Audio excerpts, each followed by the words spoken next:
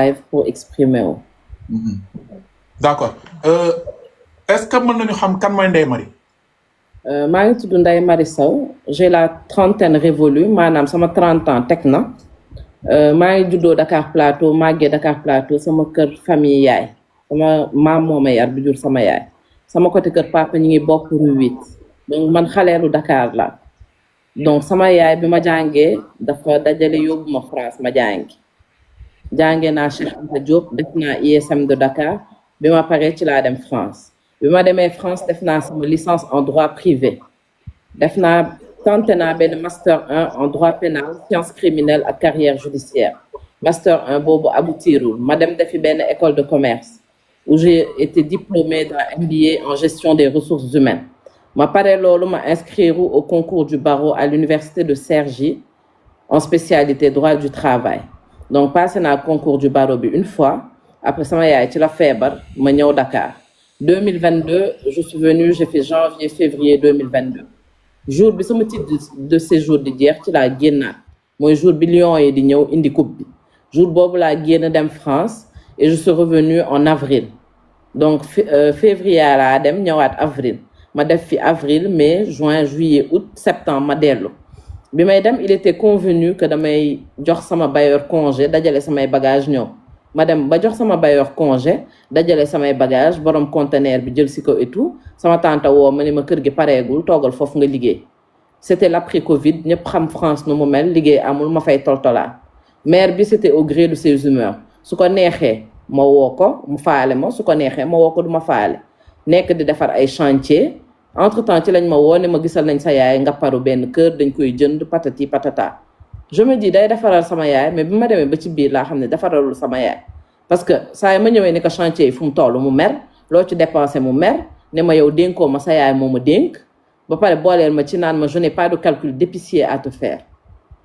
man j'estime que sama yaay man lu jur donc je suis en droit de lui demander des comptes d'autant plus que sama yaay bi muy wax da ko dénk bi ko sama yaay di dénk dafa feebar il y a un certificat médical qui date de février 2022 qui atteste que ma mère est malade ci diggante bi ci la ko jënduloo këru ngapparu bi ci diggante bi ci la commencé di ko defal ay travaux ci diggante bi aussi ci la ko defarlu ay carte bancaire téye carte bancaire yi ak code bancaire yi parce que sama yaay elle a jamais eu de carte bancaire sama yaay message téléphonique sax mënu ko woon yónnee mën na jël téléphone am composé ci woote ci mais message sax mënu koo def carte bancaire mos koo bëgg danaa dem guichet ñu jox ko xaalis mu dem yoonam ñu téye sama yaay nag ci biir kër gi ma ñibbisi di leen laaj sama yaay ñu bañ chantier bi tey su daajee bunt toog 6 mois daaj parentère elle a tout fait pour rendre cette maison invivable te moom tey mi ngi toog dëkk ak doomam dëkk ak goroom dëkk ak ay sëtam mi ngi toog uuf njabootam bañ man mu uuf sama yaay wala sama yaay uuf ma loolooy sama problème wax naa fu ne Kali bi ma jógee ci voie familiale yooyu ma dem porter plainte BAG DIC maa ngi yore sama numéro de mention ma porter plainte ñu jël plainte bi woo ko dama ko njukki yóbbu DIC bi nekk en face ministère des finances ñu ne ma du foofu naa dem BAG benn démembrement DIC la bu nekk biir tribunal ma porter fa plainte ñu jël sama PV ma signé ko ñu war a déglu maire bi ñu jox ma man convocation man maa jël convocation bi yóbbul ko chef de quartier Ngor mi ngi nekk ginnaaw chez Katia kooku jël ko jox ko benn nit yóbbul ko maire bi xëy suba yónni avocatam avocat bi indi benn certificat médical ne dafa feebar mais dina wuy si mais bi ma demee ba xam kan moo bind certificat médical bi dama jaaxle déjà ki bind certificat médical bi këram ak sama kër maam ñoo jëlloo woon benn et de 2 doomam Val de Fontaine la dëkkoon kër maire bi jamono ji muy def ay études donc je m'interroge vraiment sur la validité de ce certificat médical ñu toog quelque temps après moom mu dem wuy ji xawma lan la fa wax première fois bu mu ñëwulee wuy si dama laaj ci yor enquête bi ma ne ko maire bi su wuy see après nan lay demee mu ne ma yow wax nga maire bi su ñëwee wax su waxee lu dëppoowul lu contraire ak li nga wax dama leen di confrontation li ma lay wax c'était en février janvier j'ai déposé plainte vers le 15 janvier février finalement le maire bi ñëw wuy si mais maire bi mu ñëwee li mu wax ak li mu wax du benn confrontation amul te dafa ne daf ñuy confrontation so amul mu yóbbu dossier bi ci procureur ma toog gisuma benn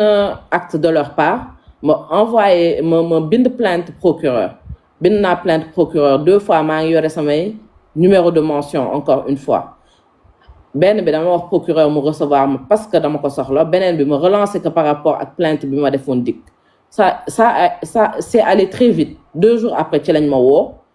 ñu laaj ma kan moo yore dossier bi procureur bi ma woo ci jamono jooju laaj ma kan moo yore dossier bi ma woo ma jox ko numéro am bi ma ko joxee ma woo nit ki ni ko dossier bi bëgg naa nga taxaw ci ça c'était le 22 mai su ma juumulee on est en août bi mu ko woowee ni ko bëgg naa nga taxaw ci kooku ni ko waaw ma toog gisuma dossier bi avancé ma bindaat procureur ni ko tey dama gis ni depuis bi ma dugalee plainte bi avancé wul dama bëgg nga retirer enquêteur bi yore plainte bi nga jox ko keneen parce que ça n'avance pas encore une fois plainte bi maa ngi yore photocopie plainte bi maa ngi yore numéro mention bi ci diggante bi yónnee naa maire bi yónnee naa ko sommation interpellative yónnee naa ko mise en demeure mu taxaw fi mu taxaw di bind je n'ai rien à déclarer par rapport à ça entre-temps amoon naa benn avocat que j'ai révoqué récemment avocat bi introduire une demande de mise sous tutelle on est allé à une première audience le 6 mai bu ñu demee première audience juge bi dégluñu bi ñu juge bi dégluwee ba pare mu ni il faut que mu déglu beneen partie bi mu renvoyé ñu au 3 juin le 3 juin ñu ñëw mu ni certificat médical bi ma yor il n'est pas exhaustif maanaam dañ ni juste elle est malade c'est sur 2 phrases ma ne ko ok ma ne ko monsieur le juge dama la ñaan rek nga dimbali ma tabaski ak sama yaay parce que ça fait depuis octobre 2024 que j'ai pas vu ma mère mu ne ma ok mu ne ma d'accord je lui ai en quelque peu forcé la main su ma ko mënee waxee noonu mu ne ma d'accord li ñu mën a def mooy demal ci médecin bi mu jox la certificat médical bu gën a détaillé nga ñëw ma defal sa yaay placement provisoire et après on verra placement provisoire waxul sax dafa ma koy jox ma fexe ba lijjanti numéro médecin bi ci dëkk bi parce que mère bi mosul nangu xam naa tur médecin bi mais mosu fa nangu ànd ak man elle m'a toujours écarté de tout ce qui concernait ma mère ma fexe ba am numéro médecin bi yónnee ko message jëlul ma dem ba ci cabinet bi ñu ne ma nekk fi Thiès la nekk il me semble qu'il dispense des cours à l'université de Thiès wala yooyu ma ñëwaat te chaque fois damay ñaan sama patron permission ma demaat fekk ko fa bi ma ñëwee il a pas voulu me donner de certificat médical en me disant que lii mën nañ ko régler man léegi ci famille bi laa bokk maag sa benn tante ñoo jàngandoo maag sa jëkkëru benn tante moo ma jàngal c'est mon maître à l'université wax na ba joxuma certificat médical donc fii laa toll ci diggante bi aussi il y a eu la grève des greffiers donc affaire bi avancé wul woon léegi ci diggante bi aussi juge bi amee affaire bi dafa dem congé donc en ce moment on attend fii laa ci toll wax naa nag ba sonn doomu mère bi toog na pendant 6 mois ci koo xamante ni man j'ai eu des périodes où j'ai travaillé quand je suis rentrée j'ai eu des périodes où j'ai pas travaillé def naa stage Sénélec pendant 3 mois donc week-end ba week-end laa doon gis sama yaay ndax dëkkuma kër mère bi xam naa ne suñu jikko yi mënul def dëkkuma këram donc j'ai fait un stage pendant 3 mois à la Sénélec week-end ba week-end laa daan gis sama yaay bi ma liggéeyulee Sénélec chaque jour damay xëy dem toog fa suba ma ngoon tëdd su jotee ma dem tëddi sama benn kër cousine yaay laa nekkoon mais ce que je ne conçois pas mooy man sama yaay jur ma bàyyi sama lépp France jël sama vie def ko entre parenthèses ñibbi si di ko seeti feneen sama yaay am na kër Gibraltar elle a travaillé toute sa vie elle a travaillé 19 ans sous le soleil de Tamba ci ku juddoo Saint-Louis màggee Dakar def tes études à Nice sama papa ak sama yaay Nice lañ jànge mu dem Tamba malgré la chaleur malgré tout di fa ñefe liggéey ba am këram donc c'était pour su demee ba màgget nekk à la retraite mu dem ca kër googu aujourd'hui sëram téye ko këram parce que séquestré rek laa ko mën a woowee bëgguma jox sama yaay bëggul chantier bi yegg à l'heure où je te parle chantier bi amul électricité chantier bi amul ay baies vitrées elle a tout fait pour rendre la maison invivable mais ci diggante bi tiens-toi bien dama toog sama benn xarit yónnee ma benn message ni ma à combien tu loues la maison de ta maman man ka qu'est-ce que tu racontes mu yónnee ma benn photo sama kër yaay où il y avait une pancarte à louer avant may ñëw foofu dama ñëw benn jour sama kër yaay parce que dama yoroon caabi di dugg ak di génn nu ma neexee parce que samay bagages yi ma jëlee France foofu laa ko entreposé ma ñëw dugal caabi bi bañ ma dem jëli huissier bi ñëw constaté que dañu changer sama serrure kër yaay am na ku dëkk ci kër gi sama wóllëre chauffeur maam la woon sama kër maam la dëkkoon plateau bi ñuy toj sama kër maam 2022 amul fu mu dem man ko demal sama kër yaay gardien baa ngi fa mais gëm naa ne mën ngeen fa nekk donc kooku depuis 2022 maa ngi ko teg sama kër maam. donc huissier bu mu ñëwee di constater que dañu changé sama serrure kër yaay ñu fekk fa waaj mu takk bagage am mel ni kuy waaj a daw je lui ai demandé sa carte d'identité devant l'huissier mais il a commencé à me menacer naan ma yow ki nga àndal moo la may fit ma ne ko ki ma àndal may mu fit dara doo ma def dara nga ma dul def. Huissier bi constaté que dañu changé serrure bi ñu dem quelque temps après mooy ni ma la ko expliqué sama benn xarit yónnee ma photo yónnee message ne ma ñaata ngay loué si kër yaay ma ne ko c'est quoi cette histoire là mu yónnee ma benn photo ci laa gis ni maire bi dafa defoon kër gi à louer may dox di waxtaan ak sama benn xarit di ko expliquer problème mu ne ma yow kër gi fan la nekk ma expliquer ko mu ne ma man sama benn xarit dafa am benn kër bu mu fa loué man ko looy wax ni mu ne ma enkañ am na benn kër bu mu fa loué de ba joxe na 2,2 millions ma ne ko c'est quoi cette histoire là man ko waxal sa xarit mu yónnee ma photo kër gi su dee sama kër yaay naa la ko wax sur le coup xaritam bi yónnee photo bi muy sama kër yaay sama xarit bi yóbbu ma ba ci waa ji loué woon kër gi ma ñëw ne ko grand bu mu ne ma waa man ko gis nga dossier bi ma ne ko tribunal laa jóge kër gi dafa nekk contentieux bés boo déménager foofu ni nga fa génnaat parce que le gars il travaille dafa bëggoon def espèce bu bureau ci suuf dëkk ci kaw sama kër yaay c'est un R+3 waa ji ni ma jërëjëf mun ma j'arrivais pas à comprendre parce que depuis 3 semaines maa ngi koy laaj pour wàllum électricité nanguwul wax lu leer par rapport à l'électricité ma génne photocopie këyitu kër gi ni ko photocopie këyitu kër gaa ngi nii kër gi sama turu yaay la am sama livret de famille mi ngi nii sama yaay ak sama papa man kese la ñu jur kër gi sama turu yaay la ci la waa ji demee ci agence bi xaw ma courtier bi récupérer xaalis bi mu fa amoon donc en résumé. ok. Kali. naam. j'ai oublié de préciser. waaw taux bi bu mu jógee ba tey léegi maire bi pour se défendre nee na man damaa réew moo tax mu téye sama yaay joxuma nee na je ne jouis pas de toutes mes facultés mentales moo tax joxuma sama yaay gëm naa ni ku réew même su ma réewoon sax concerné wu ko. Ça ne la regarde pas ku jouirul de toutes ses facultés mentales du xëy di dem liggéeyi di ñëw ok ku jouirul de toutes ses facultés mentales du dem tribunal di toppatoo ay dossier am di def ay photocopie di garder ay numéro de mention di garder ay preuves pour ëllëg voilà loolu laa amoon ci lu ma ciy yokk ba pare j'interpelle l'opinion. d'accord ñu ngi ñëwaat d'accord parce que lu ñu nar a waxtaanee dafa yaatu en plus sénégalais yi dinañ am opportunité parce que am na ñoo xam ne góoxal nañu sa tante bi. d'accord mën naa ci dolli. ok léegi boo ma dégloo rek ñun ndànk ko. d'accord mère bi lan la bokk ak sa yaay. ndey ak baay. ñoo bokk ndey ak baay. yow kañ nga gëj a teg bët sa yaay. octobre wala novembre 2024. octobre novembre 2024. yaa ngi doon jokkoo ak moom téléphone bi nga nekkee France. waaw maa ngi doon jokkoo ak moom téléphone. après ba ngeen demee ba ci biir. amatoo lien ak sa yaay ci téléphone wala dafa am lu xew sa diggante ak sa tante bi ngeen xuloo mu lu xew. sama tante bi daal li gën a indi xuloo bi après de 2009 à 2022 daanu ma wax ak moom. yéen ñaar kon neexawu leen woon depuis avant. avant bi ma ñëwee. lan moo andi seen réeroo yoog sa rakku yaay bi. bëri problème rek. ok bëri problème moom léegi sa yaay këru boppam la nekkoon wala depuis des années da doon dund ak sa tante bi. déedéet sama yaay Tambacounda la nekkoon. waaw en 2022 bu ñuy toj sama kër maam looloo ko indi Dakar. ok te bu ñu ñëwee Dakar man mu jóge France ñëw sama kër cousine yaay la ñu dëkkoon. ok bi ma ñibbee mooy jour bi Lions yi di récupérer seen coupe parce que sama maam elle est décédée le 9 ou le 10 février donc man je suis rentrée le 7 ou le 8 à peu près dama wane ginnaaw 2 jours rek mu dem jëli sama yaay. ok ma woo sama tonton bi topp sama yaay. lan moo tax mu jëli sa yaay. dafa elle a donné plusieurs versions. man dafa ñëw mu ni ma sa tante mooy sama cousine yaay bi ñu dëkkoon moo dàq sa yaay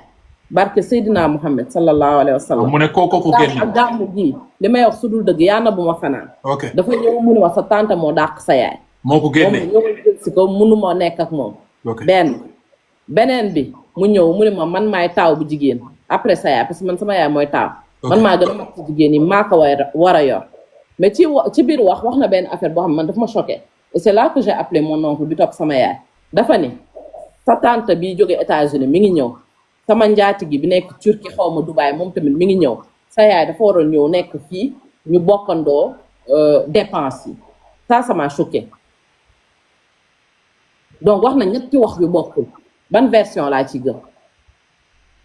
ok d'accord sama léegi yaay elle a fait 19 ans à Tamba mosu fa teg tànk dem seeti ko. ok léegi yow sa yaay dafa tawat waaw sama yaay dafa feebar. kañ la feebar sama yaay bu mu ñëwee février 2022 la ñu rendre compte que dafa feebar. février 2022 waaw et yaa léegi ba mu feebaree février 2022 est-ce que saraxu yaay bi ñëwoon na nekk ci wetam di ko soutenir wala nee na da koo jël pour yóbbu ko ci ay médecin ak yooyu. loolu kañ la woon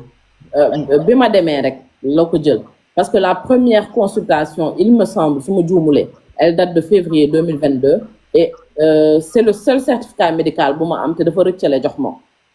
où le médecin atteste que ma mère est malade. ok léegi actuellement sa yaay est-ce que mu ngi au courant que yow ñëw nga Sénégal sama yaay elle a un Alzheimer. kiiwul voilà. ok léegi say mbokk yu la gën a jege sa yaay am nay rakk yu góor muy say ñoom nijaay waaw sa ñoom bàjjan yaa ngi communiquer ak ñoom ñu ngi lay soutenir wala ñoom ñëpp danoo ñëw farfee wala lan l'histoire elle concerne sama famille yaay sama famille papa macha allah ñaar ñoo ci des te ñoom ñaar ñëpp dañoo feebar donc ñoom mënuñu intervenir du côté de ma mère comme j'ai dit dans l'interview de Dakar Buzz am na ñoo xamante ni man duma wax ak ñoom et je l'assume am na ñoo xamante ni duñu wax ak mère donc ñi ma ci mënoon waxal dem naa wax ak ñoom waslu nañ ci àq benn yoon ñaari yoon c'est pas aller plus loin. léegi maire bi fan la dëkk exactement ci Sénégal ci Dakar wala ci mu ngi ci région yi. mi ngi dëkk Dakar. sa yaay foofu la nekk. foofu la nekk këram. yow est-ce que jéem nga jël oto dem ci kër gi ne dama ñëw tey pour gis sama yaay ba ñu baare la buntu bi wala poñe la wala lan noo def yow. benn ce que j'ai dit dans l'interview de Dakar Buzz mooy bés bu ma fa demee dafa mel ni dama nangu sama yaay nekk su ma demee seeti sama yaay foofu. dafa mel ni dama d'accord sama yaay li mu fa nekk et de deux su ma fa demee moi je connais mon tempérament dañ may cokkaas ñu jote fa ñun ni man maa def violation de domicile parce que moom ak doomam mos nañ ma fekk sama kër maam ma toog di seetaan télé ñu cokkaas ma sama maam mi ngi doon dund et ma mère elle jouissait de toutes ses capacités donc je connais les personnages parce que je les pratique. ok donc léegi sa famille maam. say famille bàjjan maanaam yow kan moo la soutenir jamono ji si sa famille parce que koo gis tamit am na famille. kenn soutenir uma ci ko jënd mu ngi koy jënd témoin yaa ngi fii dara jotuleen te maa ngi yore photocopie papier kër ga encore une fois. sama yaay elle serve à Tambacounda te Tambacounda tamit am na fa ay bien toog naa dégg naa nag maire bi da doon jéem a jaay ay kër te une fois maire bi moo ma wax li may wax suñu dëgg encore une fois yaa na bu ma fanaan toog na rek ne ma sa diw nee na dama war jël samay responsabilité jaay sa benn kër yaay man ko jaay sama benn kër yaay toog foofu mais dégg naa elle a essayé de mettre en vente des maisons de ma mère à Tamba sama ay wóllëre yu nekkoon Tamba ñoo ma ko wax. ok. Kaliphone ma delluwaat ci beneen affaire damay dawal sama oto yaay ci dëkk bi moom laay dawal benn jour ma génn am ci ndogal def ci benn accident léegi bi ma defee accident ñëpp xam nañu assurance yi fii ni mu demee. da ngay daw ci ginnaaw assurance yi di yéeg di wàcc pendant presque 6 mois ma topp assurance yi ba assurance bi fay ma ñëw ma ne ko dama defoon accident jox ma sama carte d'identité yaay pour ma dem jëli chèque assurance daf ma njëkk bind message ni ma gisuma carte d'identité bi dafa réer ni naa ko gis c'est la vieillesse ker loolu bind ca message ñu dem ba ci biir ñu laaj ko ma am nit ku ma yónni mu laaj ko pièce d'identité bi mu ni ba tey gisu ko pièce d'identité bi dafa réer man leen comme moom maa ngi négocier ak moom boobu ba léegi négocier wu léegi affaire bi xam naa ne yoon moo koy lijjanti ci la woo nit ki ni ko na wax Ndeye Made ñëwal jël si pièce d'identité bi nit ki woo ma ni ma nee na nga jël si pièce d'identité bi ma ne ko jël si wu ma chèque gu assurance bi boobu ba léegi maa ngi ko yor encaissé wu ma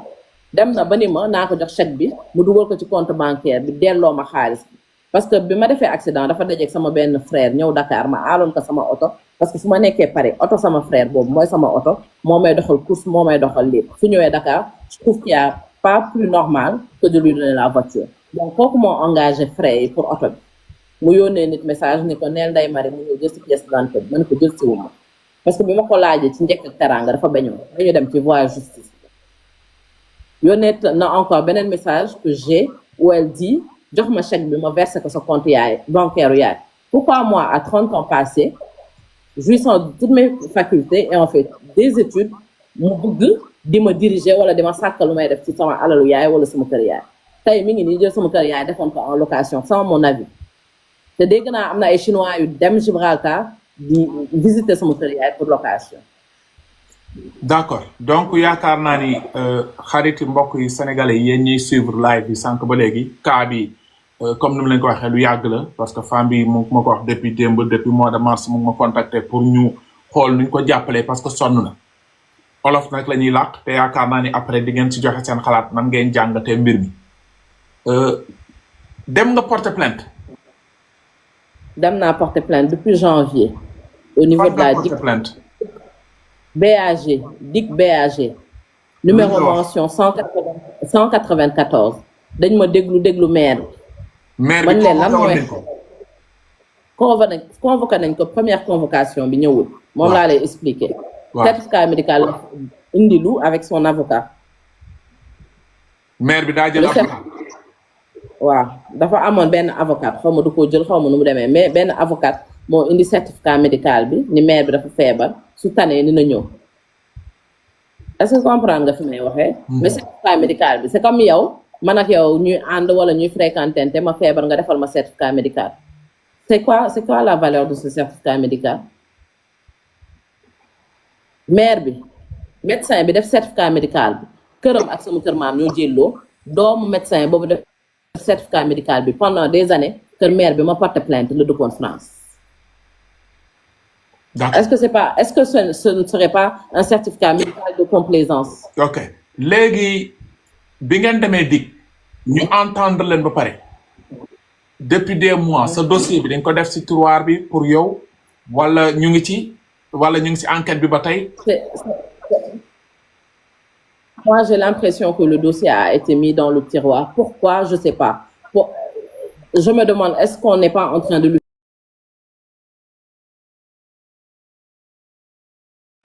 de quartier? C'est la DIC. Est-ce que bi nga demee comme c'est la DIC. bi nga demee DIC est-ce que gis nga ni yow jox nañ la raison maanaam ci enquête bi sax ñu jékki-jékki naan maire kii na gis yaayam dellool yaayu jàmbur maanaam mel ni ku néewal doole maire bi. Au début bi may dem DIC j'étais très confiante waaye bi ñu demee ba ci biir man sama confiance wàcc na bi ñu demee ba ñoom ñu entendre maire bi man sama confiance wàcc na au début j'étais confiante mais après franchement ça a vraiment changé c'est comme ça que je le ressens c'est comme ça que je le dis après j'ai plus eu confiance te comme une procédure c'est une procédure il y a deux parties qui sont dans un problème benn partie bi dafa ñëw mu ne la lii beneen partie bi ñëw mun la lee ils ont donné deux positions différentes mais tu les mets en confrontation bi su permettre nga régler loolu mais yóbbul affaire bi devant le procureur mais pourquoi ça traîne même confrontation amul c'est ce que je ne comprends pas et j'ai relancé le procureur par rapport à cette affaire ni ko boobu ba léegi dégguma dara j'ai demandé à voir le procureur jamono jooju procureur Ibrahima Ndoye laa bëggoon gis j'ai pas pu le voir j'ai vu un autre procureur j'ai demandé à ce que l'enquêteur en charge de l'affaire soit dessaisi ñu jox ko beneen enquêteur gis naa ne sama plainte ça a fait l'objet d'un soit transmis joxaat nañ ko DIC delloowaat nañ ko DIC fii laa ci tollu tey. d'accord léegi dans tout ça jëloon nga avocat. jëloon naa avocat. sa avocat ba mu xoolee dossier bi lan la conseil est-ce que dafa ne dossier bi loo war a mën a gagner la wala c'est compliqué wala doo ko mën a gagner lan la sa avocat wax exact. avocat bi dafa ma ne dossier bi lu ñu war a mën a gagner gëm naa ne su yaakaarul woon ne lu ñu mën a gagner la du ci dugg l'avocat il m'a demandé en tout et pour tout 1,5 million pour la procédure civile maanaam mise sous tutelle 500,000 pour la procédure pénale avocat bi je rappelle que dañ ma boole woon ak moom man xaw ma ko mais dama ni comme nit moo ma booleeg moom genre ni na jub ni na def lu mu war a def quoi avocat bi ñëw jël ma on est allé 2 fois à l'audience après mu am ay comportement yoo xamante ni il avait un comportement condescendant. à l'audience wala à DIC. non demul DIC avocat plainte bi ma déposé DIC sax topp ko c'est par rapport aux 2 audiences yu ñu def en matière civile. pour yow avocat bi wala parce que audience man boo ko waxee avocat day mel ni da ngeen taxawoon tribunal bu ma juumul. waaw dañ taxaw tribunal mais ah taxaw ngeen c'était pas tribunal. waaw c'était pas une audience publique c'était une audience boo xamante ni man sama avocat ak juge bi ma ak ñëw juge wax bi ko voilà lii kon laay laaj yéen ñi juge mujj na si jot. juge mujj na ci jot léegi juge lu mu wax. juge bi première fois bi daf ma déglu laaj ma numéro maire bi ni da koy déglu deuxième fois bi ma ñëwee mu ni déglu na maire bi mais certificat médical bi ñu indi il n'est pas détaillé naawut bu gën a détaillé loolu mooy 16 heures mënul nekk parce que dama yor liggéey jàmbur 17 heures laay wàcc ma ne ko ok mu ne ma waa d'accord demain midi ni naa la woo xool est-ce que 16 heures baax na ma ne ko d'accord ma toog ba 13 heures avocat bi woowu ma man maa ko woo personnellement ni ka maître danga ma demandé woon à me voir c'est pourquoi mu ne ma non non 17 heures baax na tu peux venir ça c'est par message ma ne ko ok ma toog bureau di léegi jékki-jékki sama xel ni yar ci avocat bi la dernière fois il voulait pas que j'arrive au cabinet léegi mu bëgg ma ñëw ma woo ko ni ko maître loo may doyee li nga may doyee mënoo ma ko wax par message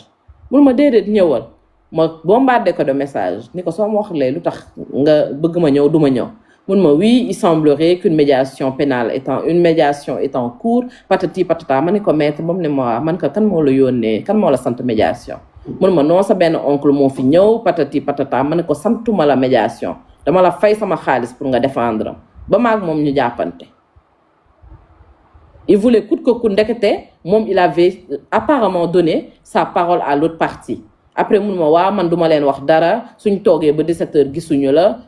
mais man duma leen wax ni doo ñëw waaw mais médiation bi c'est dans ton sens c'est dans ton intérêt à quel moment c'est dans mon sens et dans mon intérêt dañ ma tooñ en fait dañ ma tooñ xanaa maire bi dala ëpp alal qu'est-ce qui se passe maire bi ku am la xanaa. waaw. waaw. ok d'accord léegi en attendant yow sa avocat boobu moom tàggoo ngeen di xanaa. tàggoo nañu yónnee naa ko keroog lettre recommandée ak accusé de réception mu tontu ma par mail waaye amaguma jotam kooku bés bu ma paree ci combat bi nee naa dem ci moom. Mbaadu daane day lànk bañ a démissionner si avocat bi. déedéet nee na comme dañu waxante woon 1 million naa ko jox li ci des parce que dama ko ni dama la révoquer delloo ma sama fond de dossier mu ne ma que ne naa ko fay le reste de ses honoraires ñëw jël si yow ci 500 000 yi loo ci def benn mise en demeure nga ci def fay ci 40 000. c'est que Sénégal dañu am benn problème soo nekkee jigéen nekk xaleel dañ naan kii jigéen la xaleel la bëgg la néewal doole. moi je comprends pas ce pays comment il fonctionne Kaliphone bëggoon naa tamit attirer sa attention ci ñaari yëf. sama yaay elle est malade elle est âgée et sa santé me fait peur. de deux man mii ñu wax dama dof ak dama yor ay rap ak dama yor xaw ma lan je jouis de toutes mes facultés dara jotuma sama yaay bu ko dara jot te man tamit bu ma dara jot mënuñu ma xoqatal ni nañ jéem lu ne nag waaye man mënuñu ma xoqatal mënuñu ma def dara. non côté lu ma dal ci diggante côté bi nga ñëw léegi moom man moom damay seede ne que moom ba fii nii de tu sa bopp daal la nga si yow parce que gisagul nga wax fi waxu dof.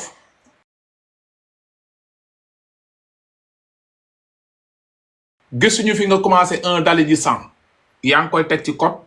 ni ngay waxee mu ngi harmonie bu doon daal may consulter fu mu toll nii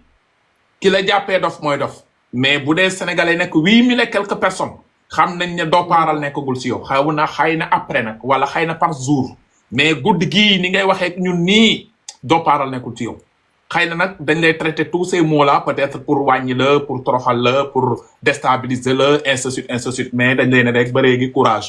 waaw vraiment mbir mi métti na yaakaar naa ne kii mooy tante bi war ngeen ko xàmmee kii moo téye yaayam muy Ndeye Soukeyna Diop maire bee nekk nii waaw ancienne prof philo la woon. Kali waaw ku ci nekk.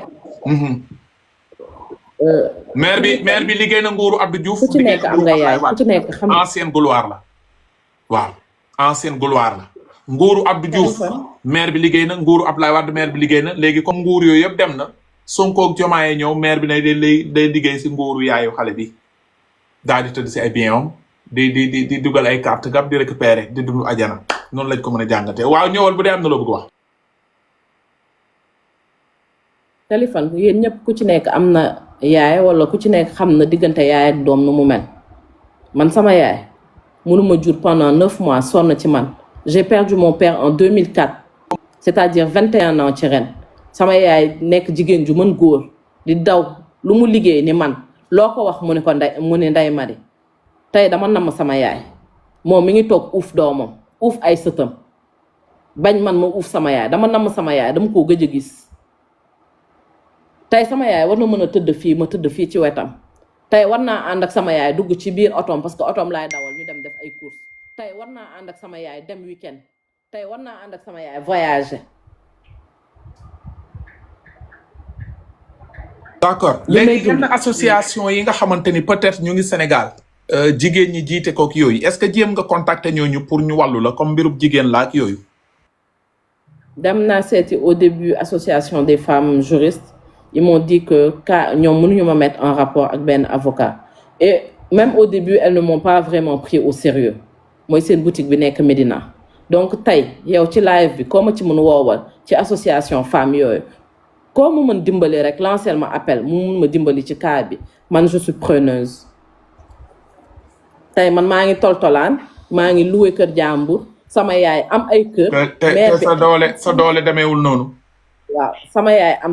maire bi am sañ-sañu jël samay këru yaay di loué ak di retarder ay travaux pourtant moom mi ngi ci biir këram man sama salaire su ma ci fayee loyer jeex na je fee lu ma fa liggéey 5 jours mooy sama salaire u 1 mois fii yaa ma gën a xam dëkk bi nu mu demee pendant tout ce temps elle me voit souffrir elle me voit xamul est-ce que maa ngi nalaw xamul est-ce que maa ngi lekk moom mi ngi nekk ci jaamam ak ay doomam ak ay sëtam c'est ce que je ne comprends pas au fait. d'accord yaakaar naa ni mbokk sénégalais yi yéen a ko déggandoo ah Ndeye Marie vraiment mu ngi génn depuis boobu ci média bi ci site yi ba ci réseaux sociaux yi lenn rek lay jooy mooy yaayam bi ko andi si dunya bëgg na def le tout ba toogaat wetu yaayam pour yaayam gisaat ko pour mu ñëw mu taxaw yaayam xëy na nag yéen ñi di suivre live bi xëy na di ngeen am ay yoon yi nga xamante ni mën ngeen ko joxoñ mu daal di dem ci yoon yooyu mais yaakaar naa ni yoon bu gën a gaaw pour man moo nekkoon dem porter di plainte procureur daal di si àtte te wax dëgg fa yàlla nag loo nekk magu nit ki wala raxu nit ki doom moo gën a jege yaay parce que yaakaar naa ni bu ma juumul tey mère bi bu génnoon àdduna yàlla na gudd fan sœuram bi peut-être du doon mais doom ji yaakaar naa ni dafa war a doon parce que nee na moom mooy kenn ci yaayam te est-ce que lii yëpp lu ko wundu nekkul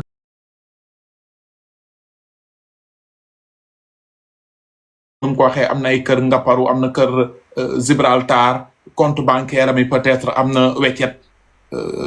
ñu bëgg xañ xale bu jigéen bi pour mu doonu yaayam est-ce que tey justice Sénégal dina seetaan lii ñëwal. Kaliphone tey man dama bëgg jël sama yaay faj ko correctement dama bëgg faj sama yaay parce que j'ai l'impression que li ci war yëpp defuñu ko te Kaliphone bi may commencé samay propos dama la fàtte wax que mère bi bu mu tëyee sama yaay réeral na sama yaay bi mu tëyee sama yaay këram réeral na sama yaay benn dimanche wër nañu sama yaay de 10h à 17h samay xarit samay mbokk ku ci nekk fàq jël oto ñii jël taxi ñii jël moto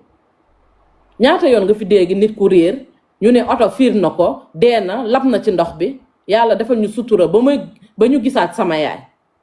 kon tey kooku gënuma bëgg sama yaay te gënuma am yéene ci sama yaay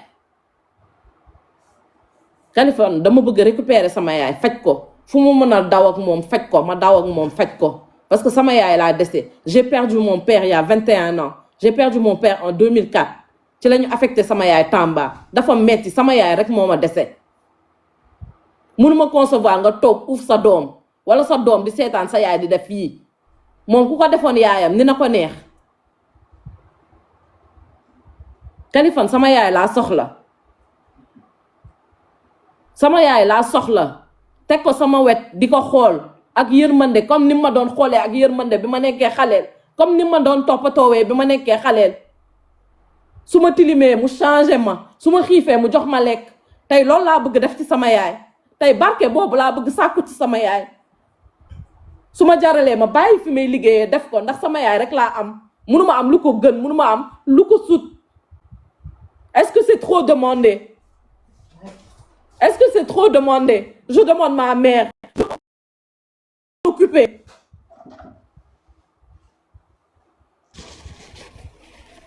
d'accord yaakaar naa ni sénégalais yi yéen a ngi koy seetaana vraiment métti na ko ku nekk xool ci sa bopp